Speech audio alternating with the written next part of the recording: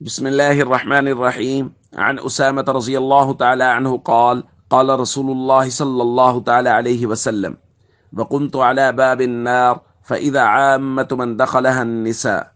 رواہ البخاری۔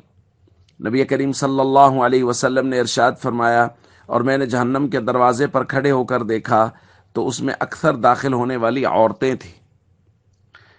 یہی مضمون بخاری شریف کی ایک دوسری روایت میں ہے۔ تو صحابہ اکرام نے عرض کیا، بما یا رسول اللہ، یا رسول اللہ ایسا کیوں ہے کہ عورتیں زیادہ کیوں ہوں گی جہنم میں؟ تو حضور علیہ الصلوۃ والسلام نے فرمایا، بکفرہن، اپنی ناشکری کی وجہ سے۔ قیل یکفرن باللہ، عرض کیا گیا یا رسول اللہ، اللہ کی ناشکری؟ قال، حضور نے فرمایا، یکفرن العشیر و یکفرن الاحسان، شوہر کی ناشکری اور احسان فراموشی کی وجہ سے۔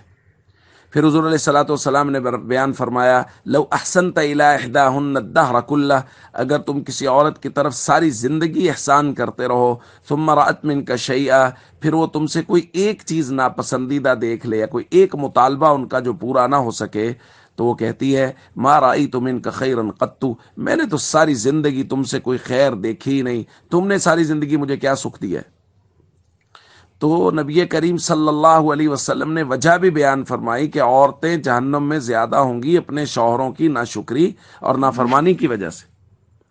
تو دوستو، ایک بات تو یہ ہے، اور دوسری حضور علیہ الصلوۃ والسلام نے ایک دوسری روایت میں، وہ بھی بخاری شریف کی ہی روایت ہے، اس میں حضور نے فرمایا، تکثرن اللعن، عورتیں زیادہ جہنم میں ہوں گی چونکہ وہ لعن تان زیادہ کرتی ہیں، یعنی زبان کا غلط استعمال زیادہ کرتی ہیں۔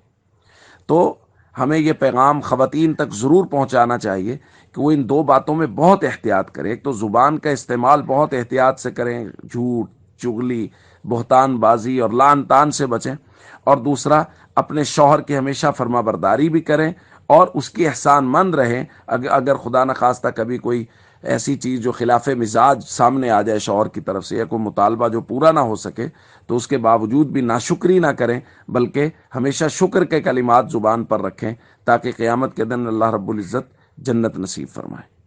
السلام علیکم ورحمۃ اللہ وبرکاتہ۔